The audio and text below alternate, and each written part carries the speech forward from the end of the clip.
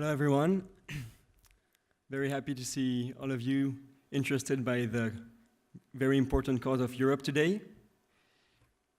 Today is the third edition of the Grande Journée des Débats, a day where three schools of the Plateau de Saclay, HEC, Centrale Supélec, and for the first time this year, l'ENSAE, joined together to tackle a question of citizen importance. So last year it was at Centrale, we tackled the question of les inégalités sociales, social inequality. The conferences were mainly in French. This year, seeing we have the elections in May, we decided to tackle the question of Europe that holds prime importance today. As we can, of course, we're all thinking of Brexit, which allows me to build a bridge with Michel Barnier's unavailability today to deliver the opening speech. We heard this morning that Theresa May had just set foot in Brussels once again, so he was mobilized for obvious reasons. However, I'd like to thank Baudouin Baudru for taking the lead on this opening speech in his place. Thank you very much, Mr. Baudru.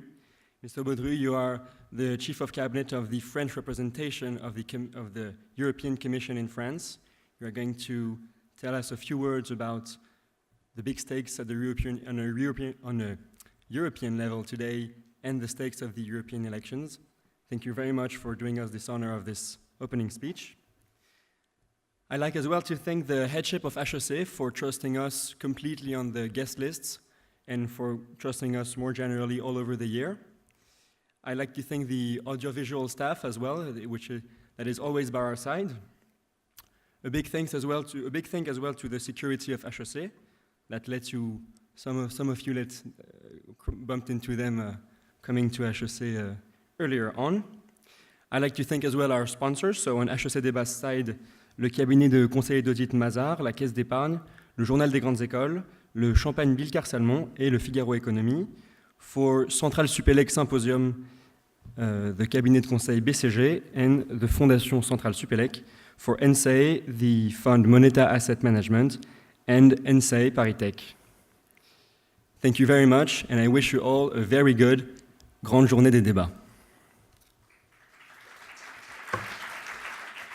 Now, Mr. Baudru, I'm going to let you take the floor. Thank you.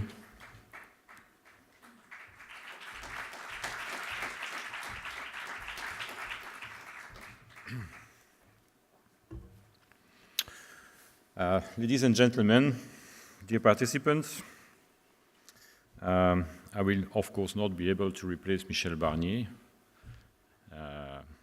who indeed is very busy for the moment for good reasons. I do hope that after the 29th of March, he will be more available eventually to come to speak to you when something positive, hopefully, will happen.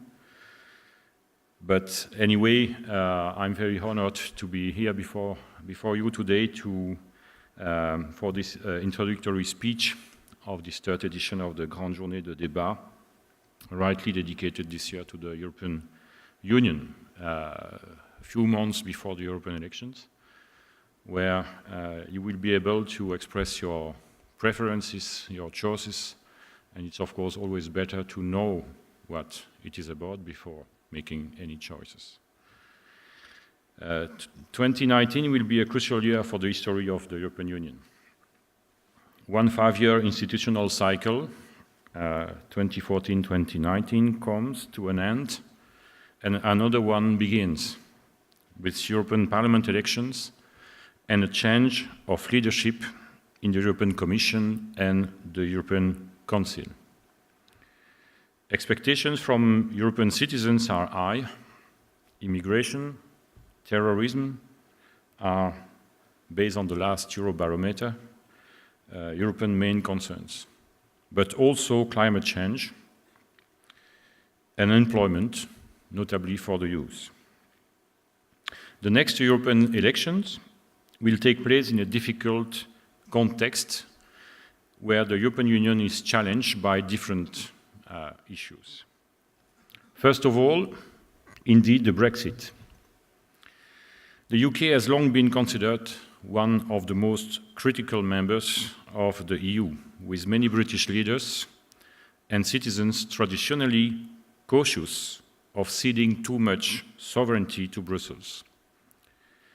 As a result, the UK chose to remain outside the Eurozone and outside the Schengen free movement area.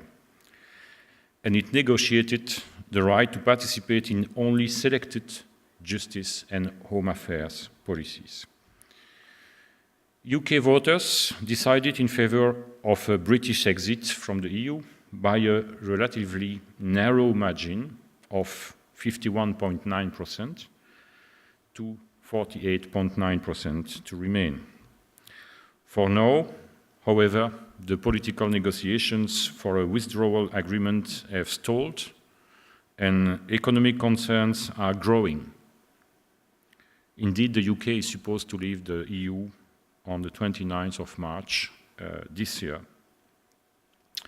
And as we speak, it is still a question mark in which conditions this event will happen. The second issue is indeed the rise of populism. Over the last several years, many EU countries have seen a rise in support for populist, nationalist and anti-establishment political parties. These parties are often termed Eurosceptic because many have also been fueled by worries that too much national sovereignty has been relinquished to Brussels.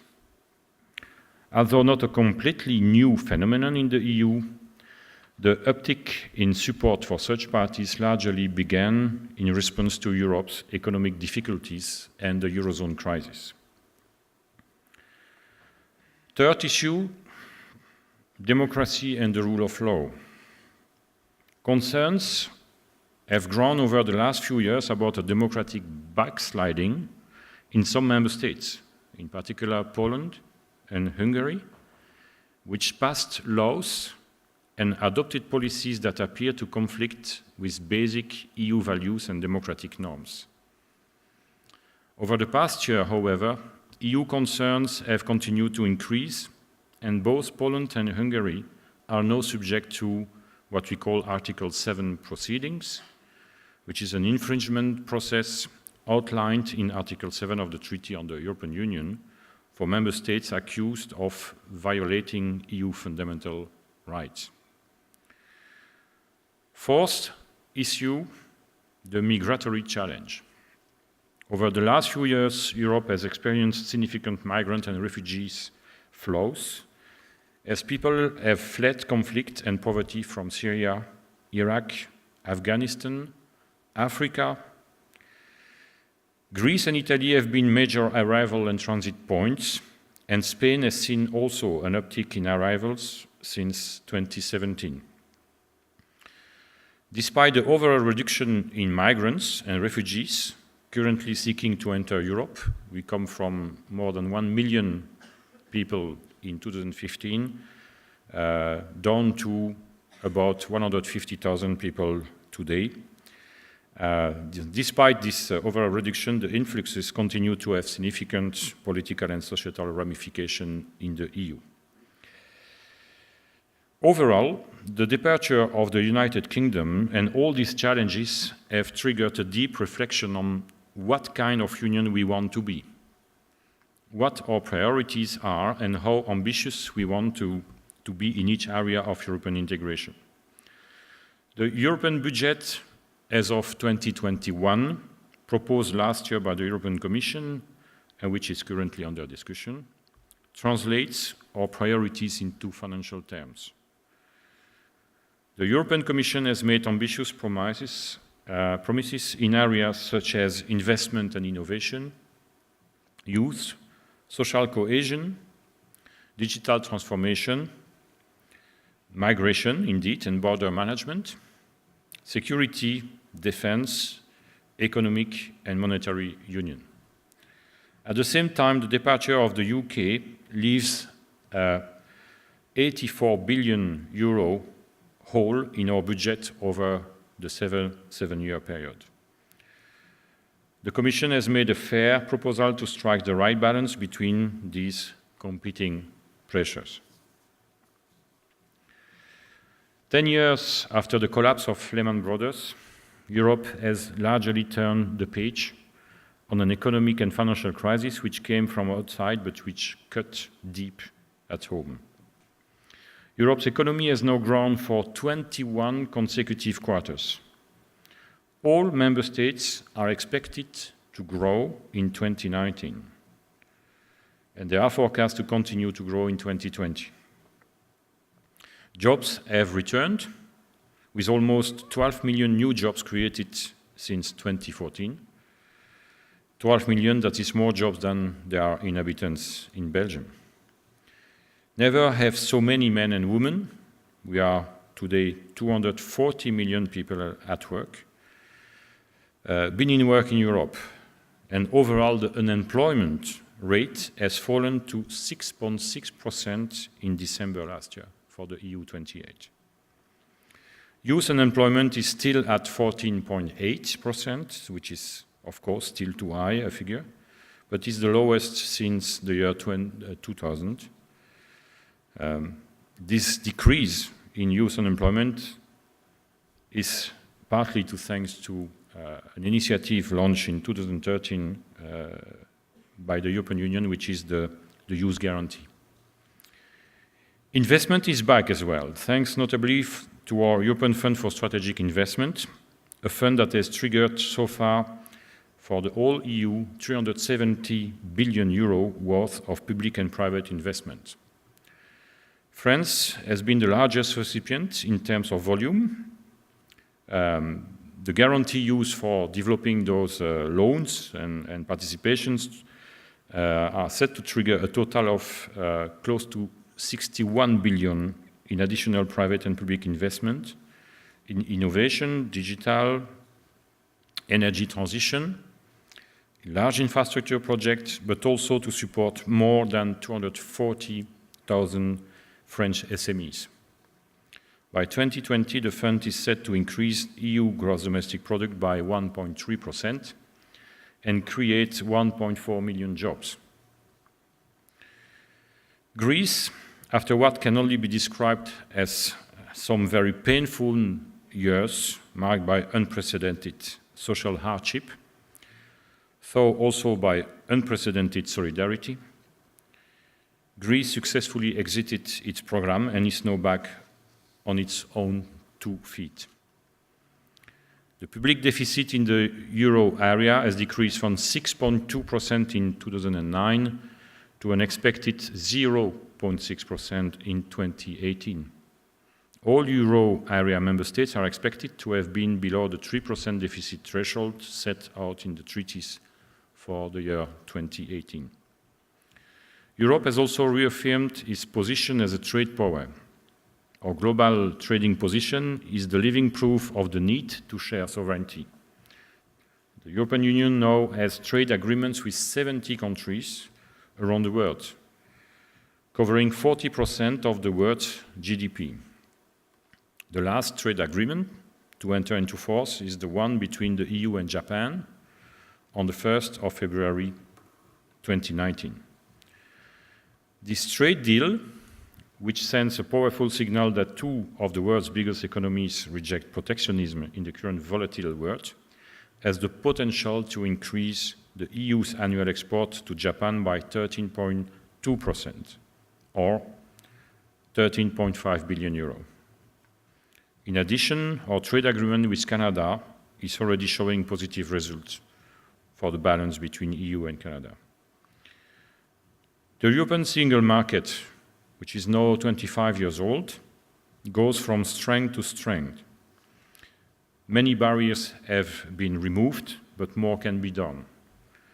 We have made everyday life easier for Europeans, from online film and music subscriptions that travel with you across the EU, to better protection of holiday makers and ending discrimination for online shoppers.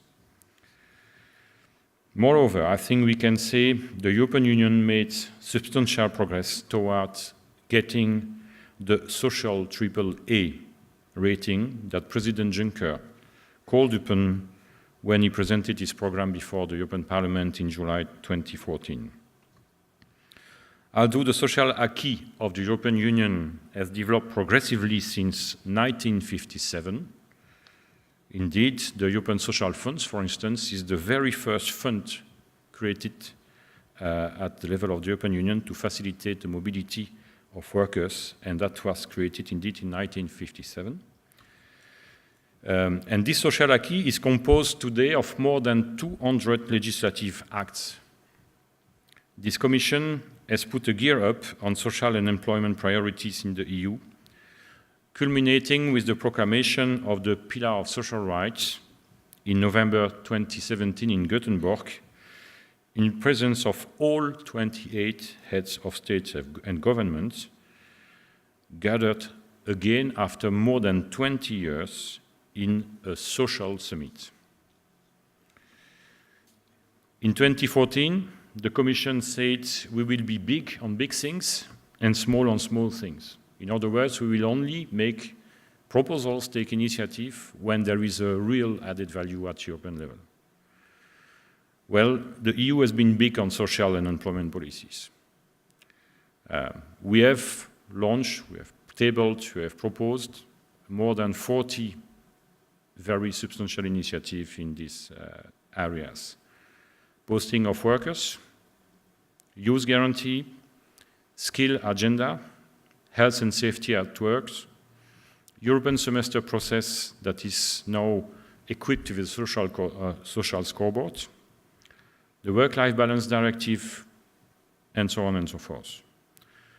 I believe the future of the EU will be social or it won't be. Now we have left the crisis behind us, it is time to address the social inequality issues with all our means and partners at European, national, and even local levels, translating the social market economy concept into reality for millions of European citizens. The time of European sovereignty has arrived. A volatile world needs a stronger and united Europe, a Europe that works for peace, trade agreements, and stable currency relations to protect its citizens against threats, internal and external, from terrorism to climate change. As Jean-Claude Juncker declared in his State of the Union speech last year, Europe will always be a global payer, but it is time Europe start being also a global player. What does that mean?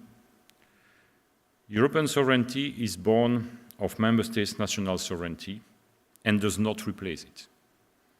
Sharing sovereignty when and where needed make each of our nation states stronger.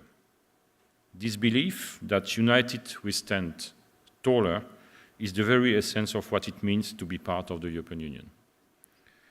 A strong and united Europe is what allows its member states to reach for the stars. It is our Galileo program that is today keeping Europe in the space race. No single member state could have put 26 satellites in orbit for the benefit of hundreds of millions of people worldwide. No single member state could have done this alone. Galileo is a European success, is a collective European success. A strong and united EU has shown that the world can count on Europe for climate leadership. The EU is the first major economy to translate its promises under the Paris Agreement on climate change into binding laws. At the UN Climate Conference in Katowice in December, the EU again played an instrumental role in making the Paris Agreement operational with the adoption of a clear rule book that will turn it into climate action at all levels worldwide. This is what is at stake when Europeans take the polls in May this year. The European elections in May will be, after the Indian general election, the second largest elections anywhere in the world. Debate and dialogue in view of this election is a top priority for the European Commission because Europe belongs to us all, and every European should be able to shape the future of our Union. Citizens' dialogue took place all over Europe, and in particular in France, and the debate continues across our union throughout the year.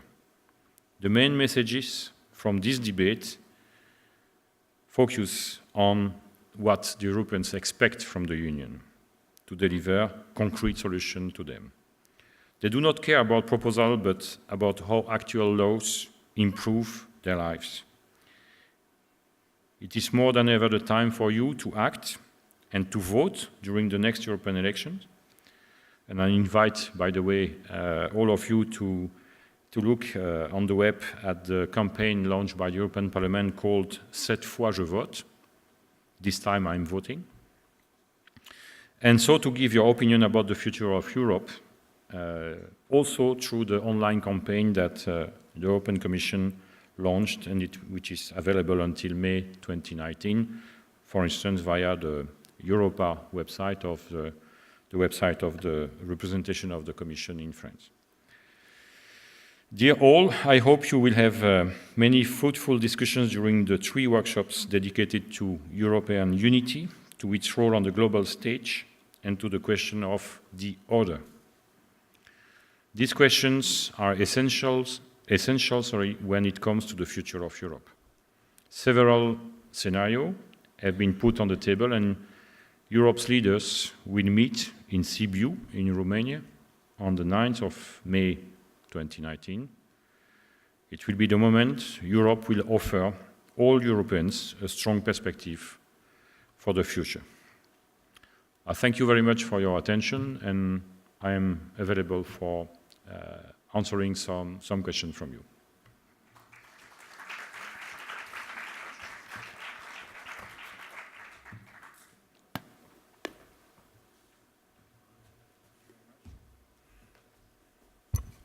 Thank you very much, Mr. Baudru. So now we're going to take a few questions from the audience. If you have any, feel free to ask them. Microphones are going to pass in the room.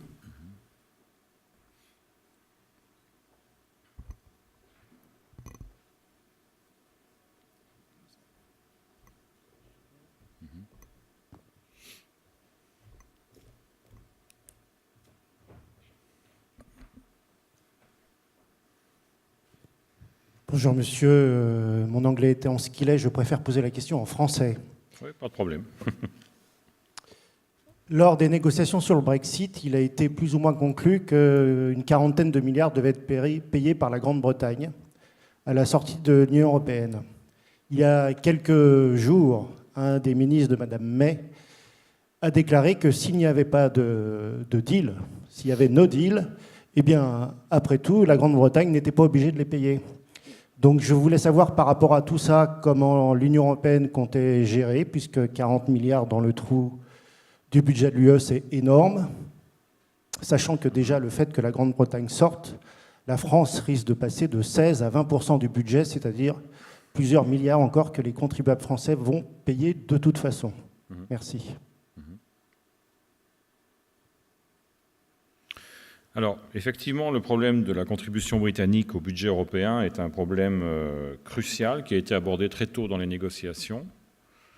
Et c'est la raison pour laquelle, avant même, vous vous souvenez peut-être de passer à d'autres négociations, la Commission européenne et donc les 27 États membres, en fait, avaient donné mandat à Michel Barnier,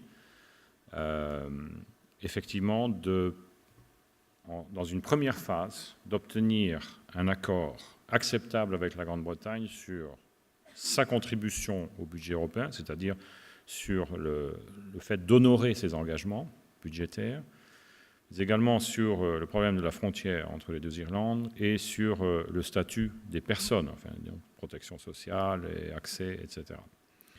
Alors, très vite, finalement, enfin relativement vite, la Grande-Bretagne a accepté d'honorer ses engagements dans le cadre d'un accord global. La Grande-Bretagne contribue en net à hauteur de entre 10 et 12 milliards d'euros par an au budget communautaire. Donc c'est ce qu'elle paie véritablement quand on a fait la somme de ce qu'elle paie en totalité et de ce qu'elle reçoit. Donc elle paie en net 12 milliards. Si effectivement nous n'avons pas d'accord le 29 mars et que la Grande-Bretagne quitte l'Union européenne de manière désordonnée, nous n'avons donc plus aucune garantie d'obtenir ce que la Grande-Bretagne, entre guillemets, doit à l'Union européenne sur base de ses engagements en tant qu'État membre. Alors, 10 à 12 milliards par an, vous parlez de 40 milliards, pourquoi ? Parce que jusqu'en 2020, effectivement, la Grande-Bretagne contribue tous les ans à la hauteur que je viens de dire, de 10 à 12 milliards, mais nous avons un système de paiement en fait décalé dans le temps. Donc on a des engagements et puis on a des paiements réels en cash. Et tout ce qui concerne les fonds structurels, donc notamment le fonds social, le fonds de développement régional, etc., fait l'objet en fait d'un déboursement en 2 étapes. D'abord les engagements et ensuite les paiements. Et en réalité, donc, la Grande-Bretagne, même si elle quitte véritablement et totalement l'Union européenne cette année, elle devra continuer à payer jusqu'en 2023, puisque les engagements qui sont faits aujourd'hui seront payés en cash dans 3 ans maximum. Donc, à partir de la fin de 2020, puisque dans le cadre de l'accord, il est prévu que la Grande-Bretagne continue à appliquer en fait un grand nombre de dispositions actuelles jusqu'à fin 2020. On a essayé effectivement de faire coïncider la fin de la période budgétaire actuelle et donc la sortie définitive de la Grande-Bretagne dans tous les domaines à cette date. Donc voilà d'où viennent les 40 milliards, mais je partage votre souci et votre crainte, c'est qu'en absence d'accord, il y ait un manque à gagner considérable. Et est-ce que la France va devoir combler le vide ? Évidemment pas toute seule, ça va dépendre en fait d'un débat politique sur quelles sont les priorités que l'on veut absolument continuer à financer, celles qui existent aujourd'hui, la politique agricole commune, et quelles sont les nouvelles priorités qu'on va maintenir ou éventuellement qu'on ne va pas réaliser au niveau européen. Par exemple, la politique de défense, le fonds pour la défense, c'est une nouvelle priorité. Donc ça va effectivement, dans le cas où d'une sortie brutale de la Grande-Bretagne sans accord, ça va réouvrir en fait tout le débat budgétaire.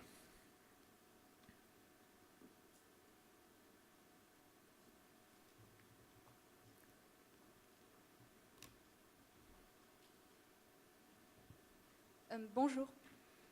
En fait, il y a une phrase que vous avez dit tout à l'heure qui m'a beaucoup impressionnée. Vous aviez dit « l'Europe sera sociale ou ne sera pas ». Imaginons que les pays populistes décident qu'elle ne le sera pas. Qu'est-ce qui se passera ?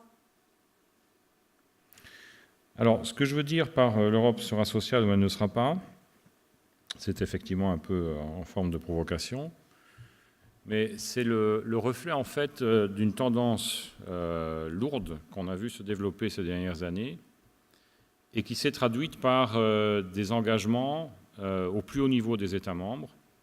Je ne parle même pas du Parlement européen qui, évidemment, est aussi extrêmement engagé dans le développement de l'Europe sociale, pour que le social et l'emploi deviennent de réelles priorités aujourd'hui et pour l'avenir.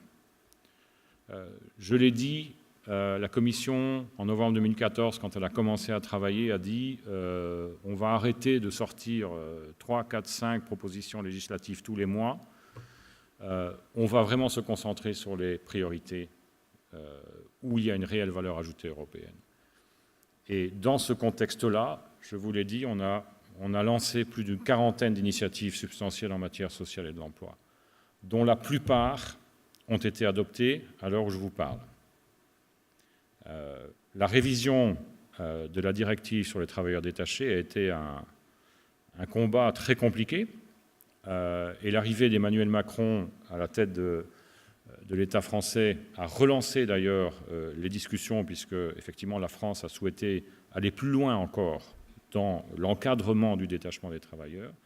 Mais malgré tout ça, on a réussi à obtenir un accord à la majorité qualifiée, y compris 2 pays qui, au départ, étaient opposés à tout renforcement du cadre concernant le détachement des travailleurs. Il y a eu beaucoup d'autres initiatives qui ont été adoptées.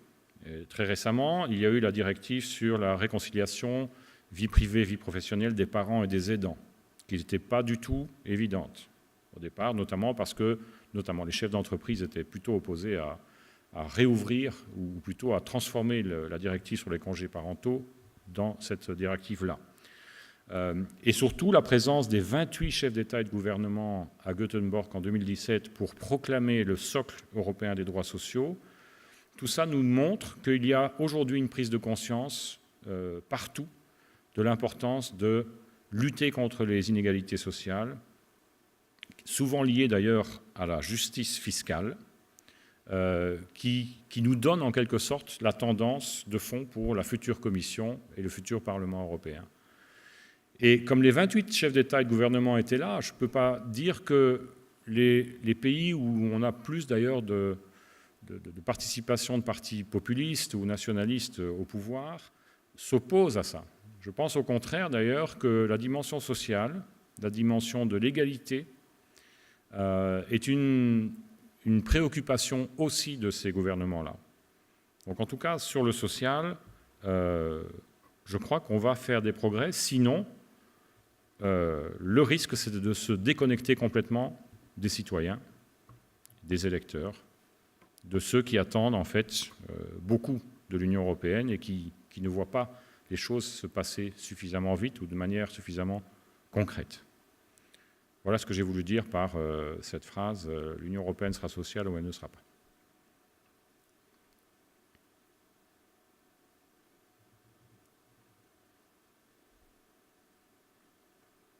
Est-ce qu'on a d'autres questions?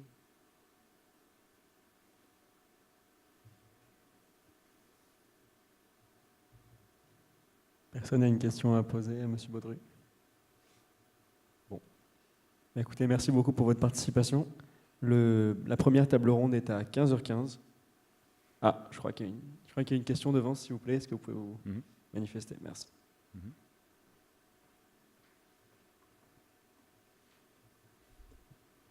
Oui, je rebondis sur le social. Ça fait, je dirais de mémoire, plus de 30 ans que j'entends les hommes politiques français nous parler de social, M. Jospin, M. Delors à son heure. Et on nous a toujours vendu l'Europe sociale. Et en fait, on ne l'a jamais eu. Et quand on regarde de plus près les traités européens, le traité sur le fonctionnement de l'Union européenne et le traité de l'Union européenne, on se rend compte qu'ils sont tous sauf social. Quand vous regardez, par exemple, la libre circulation des mouvements de capitaux, c'est totalement antisocial puisque ça met en concurrence des salariés qui ont des niveaux qui sont très différents. Donc, en fait, intrinsèquement, l'Union européenne ne peut pas être sociale.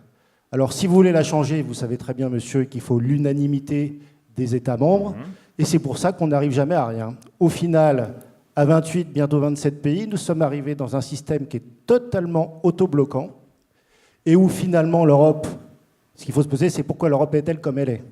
Elle est comme elle est parce qu'elle est le fruit de 60 ans de négociations, de sédimentation. Et si vous voulez changer l'Europe, déjà chez les Français, ils ne sont pas d'accord, alors il va falloir convaincre les 27 autres pays d'avoir la même Europe que celle que vous voulez. Conclusion, il ne se passe rien. Et c'est comme ça depuis des années.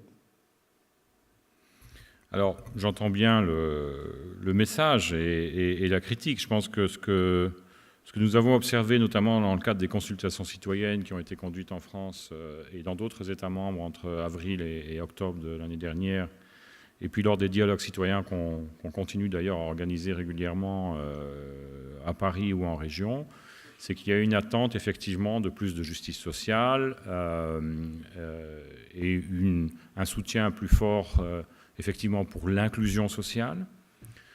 Le problème, il est double. D'un côté, vous avez raison. Un certain nombre de domaines relevant du social et de l'emploi sont encore soumis aujourd'hui à l'unanimité au Conseil.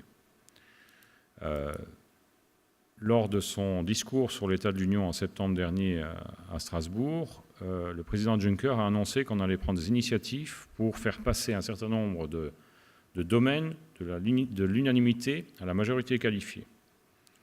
La Commission a présenté il y a 3 semaines, c'est Pierre Moscovici qui l'a fait, une communication sur le passage de l'unanimité à la majorité qualifiée dans le domaine de la fiscalité. Et Marianne Thyssen va faire la même chose, je crois au début avril, en ce qui concerne le domaine social et de l'emploi. Ça, c'est une chose. La deuxième chose, c'est que quand même l'acquis social, il est considérable. Le problème, c'est qu'il est souvent ignorée de la plupart des gens. Je vais vous donner un exemple très concret. Vous connaissez tous, bien évidemment, les Restos du Cœur. J'étais à Louviers il y a quelques semaines et j'ai demandé aux 60 lycéens qui étaient là s'ils pensaient que les Restos du Cœur étaient soutenus financièrement par l'Union européenne. Unanimement, ils ont dit non. Évidemment. Si vous regardez la campagne des Restos du Cœur qui démarre en octobre, vous n'aurez jamais une mention de l'Union européenne. Et pourtant, plus d'un repas sur 4 des Restos du Cœur sont financés directement par l'Union européenne par le programme de l'aide aux plus démunis. Alors, le problème, le deuxième aspect que je voulais quand même mettre en évidence, c'est justement ce manque d'explication, ce manque de visibilité de l'intervention européenne dans des domaines qui sont pourtant très très proches des gens.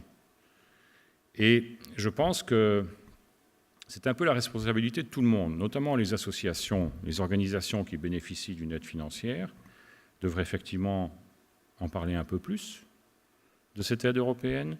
Mais je dirais aussi que les responsables politiques pourraient davantage expliquer qu'une initiative qui est prise dans le cadre français contribue aussi à des objectifs qui ont été définis au niveau européen.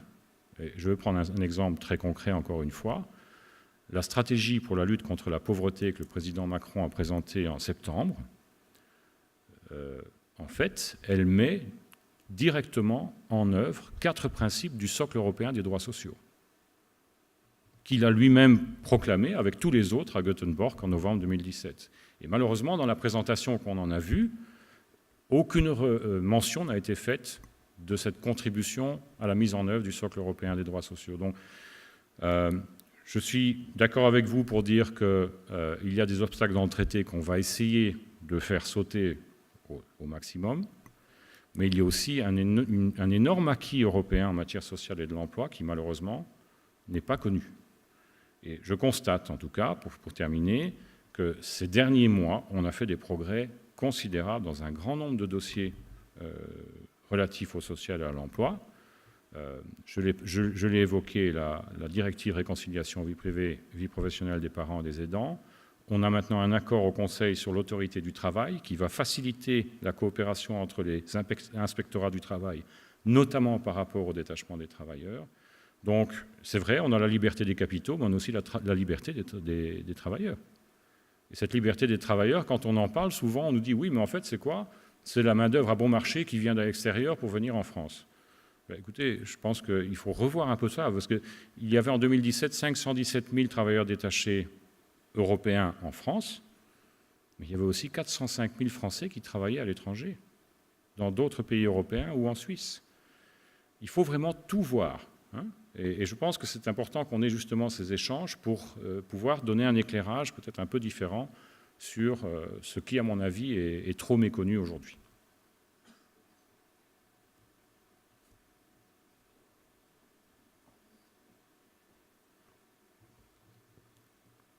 Bonjour monsieur, j'aimerais bien avoir votre regard sur l'interdiction de la fusion entre Alstom et Siemens, sachant qu'une des grandes idées de l'Europe était de devenir plus gros pour pouvoir concurrencer des grandes structures, des grands pays comme la Chine et les États-Unis. Et il y en a eu beaucoup de déceptions sur ce sujet en France et aussi en Allemagne. Merci. Oui, alors la fusion Alstom-Siemens, elle a fait couler beaucoup d'encre. On a été assez agréablement surpris de voir que dans un certain nombre de médias, on a fait quand même une analyse un peu plus pointue et approfondie de ce dossier-là.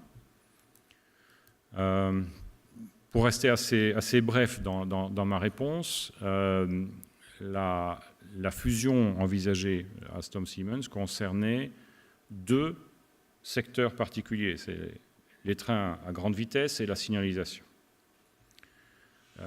On a évoqué la concurrence, notamment chinoise. Évidemment, les services de la Commission et Mme Vestager ont examiné tout ça, parce que quand on reproche à la politique de concurrence européenne de ne s'occuper que du cadre européen, c'est faux. Et évidemment, on regarde quels sont les concurrents mondiaux. Et d'ailleurs, il y a eu des fusions entre des entités européennes et des entités non européennes, n'est-ce pas ?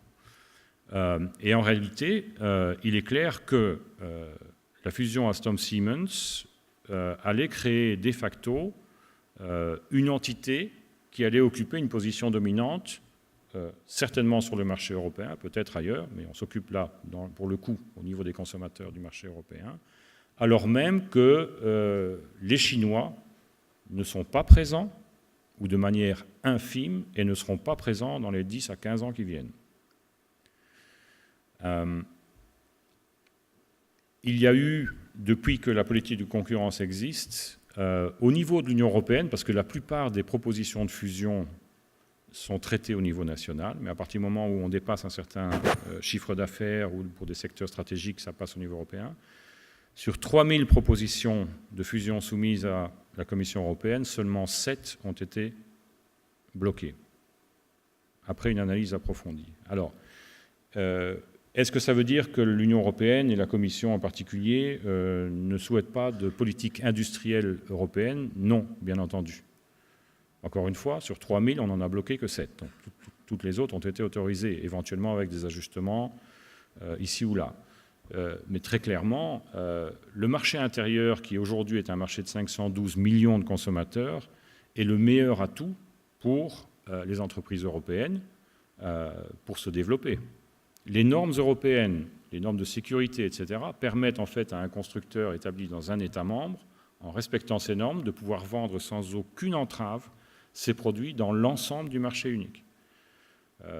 Nous pensons effectivement que l'Union européenne aujourd'hui, telle qu'elle existe, est un terrain favorable au développement industriel et à une politique industrielle ambitieuse. C'est la raison pour laquelle aussi on a proposé d'ailleurs pour la période budgétaire après 2020 un budget pour la recherche de plus de 100 milliards d'euros, parce que c'est clair que la recherche, l'innovation, ce sont des éléments indispensables pour la survie et le développement de toute politique industrielle, quelle qu'elle soit.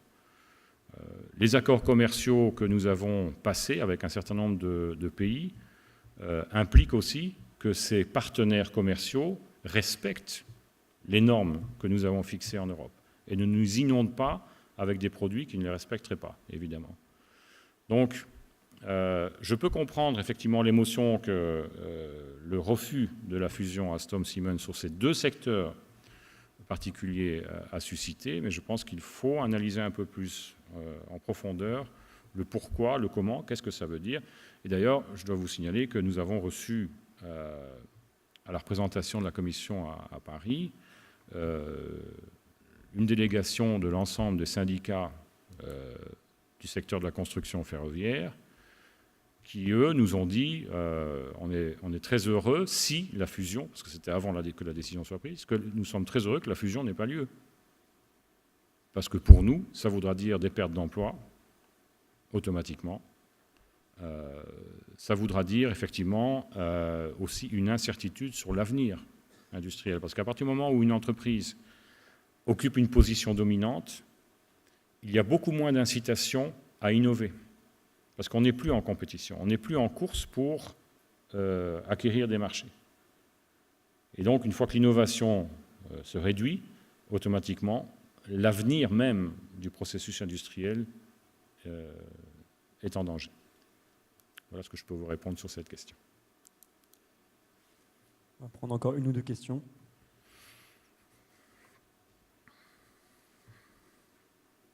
Bonjour monsieur. Vous avez brièvement mentionné l'austérité grecque et j'aimerais savoir, suite à la crise de la dette grecque, en ce moment suite aux divergences entre le gouvernement italien et la Commission européenne sur le budget, si l'Union européenne compte mettre en avant un système de mutualisation des dettes ou un système qui permettrait d'empêcher des nouvelles crises de la dette, comme par exemple soit appliquer des sanctions qui ne sont pas appliquées en ce moment, soit même mettre en place des systèmes d'assistance technique, peut-être comme le ferait la famille, afin de répondre à ces problèmes. Alors, il y a plusieurs éléments dans votre question.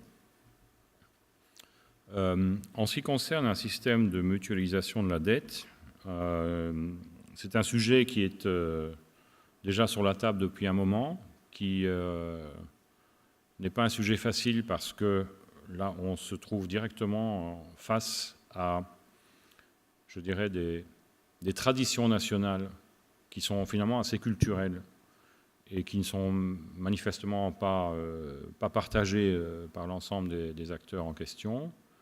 La France a encore répété hier au Conseil Affaires Générales par la voix de Nathalie Loiseau qu'elle souhaitait un budget pour la zone euro qui pourrait d'une certaine manière jouer ce rôle d'absorbeur, de quelque sorte de choc asymétrique, etc., de manière à permettre à des États membres qui sont en difficulté économique et budgétaire de pouvoir passer le cap. La Commission, elle, a proposé fin 2016 un système de solidarité avec un budget européen d'une vingtaine de milliards, si je me souviens bien, qui devrait permettre aux États membres qui, à un moment donné, rencontrent des difficultés de financement, d'être aidés pour continuer les investissements qu'ils ont engagés et qui sont essentiels pour le développement du pays.